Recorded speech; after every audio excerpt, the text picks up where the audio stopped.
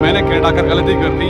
Canada नहीं आना चाहिए था और कनाडा में रिवर्स अस्सलाम वालेकुम भाजीज एंड बाजीज, तो अपना मेज़बान अली जन्नत all the way from Canada. आज की वीडियो में हम बात करेंगे कनाडा की लाइफ जो दिखती है वैसी ही है या कनाडा की लाइफ बनावटी है, जो आपको रील्स में नज़र आता है, सोशल मीडिया पर नज़र आता है और आपको कहा जाता है कि आप आ जाएं कनाडा, यहाँ पर मज़े हैं।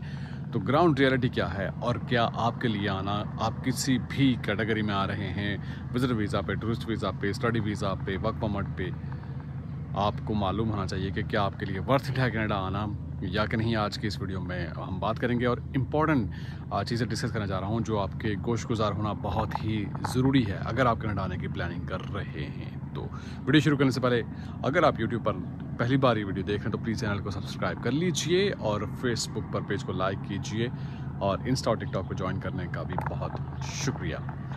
तो कनाडा की लाइफ के बारे में मैं आपसे शेयर करता चलूँ कि आप वहाँ पर बैक होम अपने मुल्क में, अपने कंट्री में जो भी काम करते हैं, जिस भी कैपेसिटी में काम करते हैं, डॉक्टर हैं, आप प्रोडक्शन मैनेजर हैं, कोई बैंक में मैनेजर हैं, तो आप सोच रहे हैं कि यहाँ पर आकर वैसे ही आपको जॉब मिल जाएगी। नहीं, यहाँ अगर आपको और जॉब पहले करना होगी, यानी अपनी लाइवलीहुड के लिए, अपनी अर्निंग के लिए, बेसिक अर्निंग के लिए यहाँ ज़ाहिर आपको शायद सबसे पहले मॉपिंग करना पड़े, झाड़ू लगाना पड़े, ठीक है, कहीं अगर आपको काम मिलता है तो यहाँ पर। इसलिए आपने देखा होगा कि जो डॉक्टर्स हैं वो आकर यहाँ पर ऊबर करते हैं।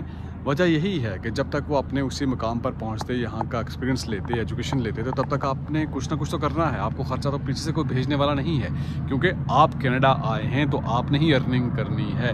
तो यहाँ पर आकर सबसे पहले अपने आप को अपने मेंटली, फिजिकली इस चीज़ के लिए तैयार करना है, तैयार रखना है कि यहाँ आपको जो भी काम मिलेगा वो आप करेंगे, क्योंकि आपने गुजारा करना है। यहाँ पर आपने रेंट पे करना है, ग्रॉसरीज ज़ाहिर है उनकी प्राइसेस उस तरह से आपको मालूम ही है, और इसके साथ साथ है यहाँ पर आपको ट्रैवलिंग के लिए, और अगर आप गाड़ी ले रहे हैं, इस हवाले से भी मैं बहुत इंपॉर्टेंट बात करने जा रहा हूँ। यहाँ पर लोग आकर जो बोझ तले, लाइबिलिटीज़ का जो बोझ अपने कंधों पर डाल देते हैं और वही बोझ उनके लिए सहना मुश्किल होता है। फर्ज और बढ़ाकर क्या क्या गलतियाँ करते हैं, जो गलतियाँ आपने नहीं करनी, इस पर हम बात करेंगे डिटेल से।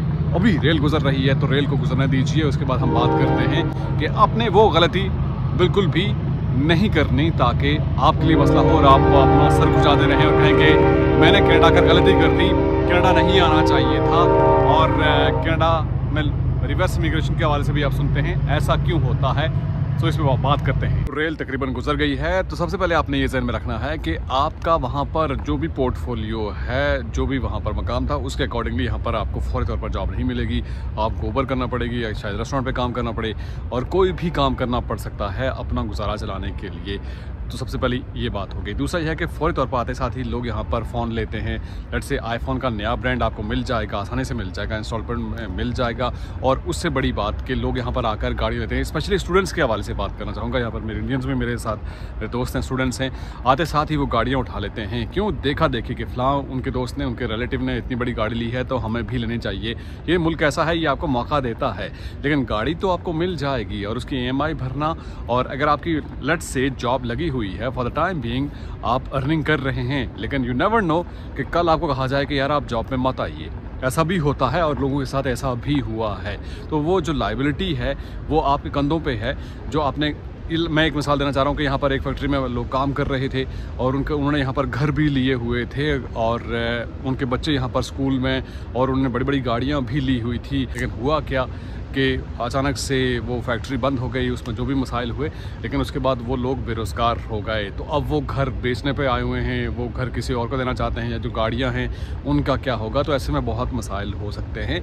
तो आपने सबसे पहले वर्स्ट केस सिनेरियो को देखना होगा कि अगर ऐसी कंडीशन हो सकती है तो आपके लिए क्या रास्ता हो सकता है, बेहतर वे आउट क्या हो सकता है।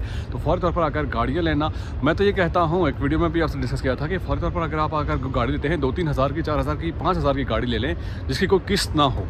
इंश्योरेंस यहाँ पर पे करनी पड़ती है अलग से। आपको इंश्योरेंस स्टार्ट में शायद $150 या $200 इतना भरना पड़े, पर मंथ वो देना पड़ती है। लेकिन इसके साथ ही अगर $300-400 अगर गाड़ी की किस्त है लोग आकर लेते हैं नई गाड़ी बैंक के ज़रिए और वो आपकी जॉब चल रही है, जॉब जब नहीं होगी तो तब आप क्या करेंगे।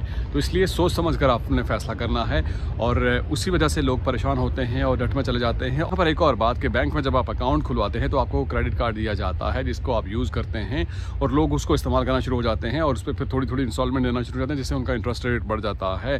क्योंकि पैसे तो आपके पास 2-3 हज़ार वो ऑलरेडी मौजूद होता है जो आप खर्च कर सकते हैं, ग्रॉसरी कर सकते हैं, लेकिन वो आपने टाइमली भी पे करना होता है।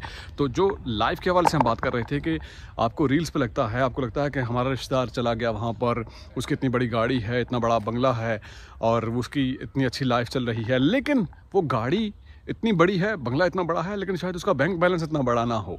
तो बैंक बैलेंस पे आपने काम करना है, क्योंकि गाड़ी तो मिल जाएगी आपको, घर मिल जाएगा, लेकिन वो किस्तों पर होता है, उनकी EMI भरना होती है, इंस्टॉलमेंट देना होती है और उस इंस्टॉलमेंट के लिए आपकी एक रेगुलर इनकम होनी चाहिए। यहाँ आते ही आप अगर कोई एक जॉब कर रहे हैं, कोई और जॉब ही है, आपका जो प्रोफेशन है उसके अकॉर्डिंगली आप कोई काम कर रहे हैं, लेकिन साथ में आप साइड हसल पर भी आप थोड़ी तवज्जो दें कि आपकी साइड अर्निंग, पैसिव इनकम कहाँ से आएगी। अगर पैसिव इनकम आपके आना शुरू हो जाए तो वो चीज़ें आपके लिए ज़्यादा ईजी हो जाएंगी, क्योंकि आजकल जो इन्फ्लेशन, जो जॉब मार्केट और जो सूरत हाल है और जो सिचुएशन चल रही है वो आपके सामने है। ऐसे में लोग शो ऑफ करने के लिए भी गाड़ियां ले लेते हैं कि हम दिखाएंगे, पिक्चर्स लेकर बैक होम अपने रिश्तेदारों को भी दिखाएंगे, बताएंगे कि हमने इतनी बड़ी बड़ी गाड़ियां ली हैं। तो गाड़ी लेने का मेरे ख्याल से ये नुकसान ही होगा आपके लिए। पहली जो गाड़ी है वो पूरी कीमत पर उठाइए, 3-4 हज़ार 2,000 में शायद आपको एक बेहतर गाड़ी मिल जाए जो आपके लिए गुजारे लायक हो सकती है, आपका काम चला सकती है। जब आपकी एक रेगुलर इनकम और अच्छा बिजनेस इस्टेब्लिश हो जाएगा उसके बाद आप बेशक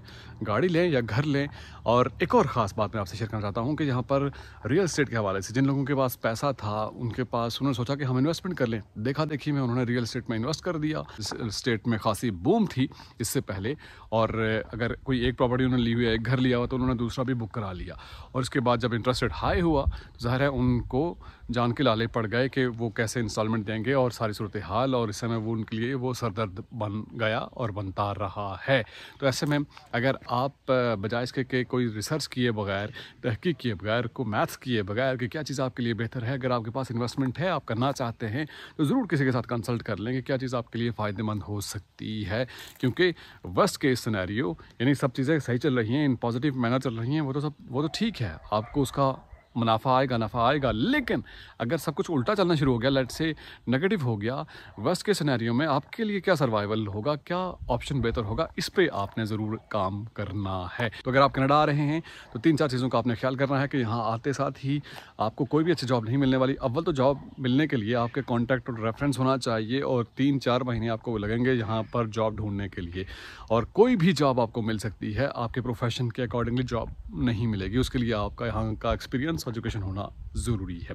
उसके बाद शो ऑफ के लिए आप बड़ी बड़ी गाड़ियाँ ना उठाइए, महंगे फ़ोन उठाने की ज़रूरत नहीं है जिनका बोझ आप ना उतार सकें। और इसके अलावा अगर इन्वेस्टमेंट भी करना चाहते हैं तो इन्वेस्टमेंट करने के लिए भी किसी के साथ कंसल्ट कर लें जो ऑलरेडी उसी बिज़नेस में हो, तो आपके लिए फ़ायदेमंद हो सकती हैं चीज़ें। अदरवाइज़ आप नुकसान में जाएंगे और परेशान होंगे और दूसरे लोगों को भी कहेंगे कि यार कनाडा मत आइएगा, कनाडा आने का कोई फ़ायदा नहीं है। वो किसी के साथ ऐसा एक्सपीरियंस होता है तो वो दूसरे लोगों को भी यही कहेगा कि यार कनाडा मत आइएगा, यहाँ पर आपको मसाइल होंगे और यहाँ पर ज़िंदगी मुश्किल है।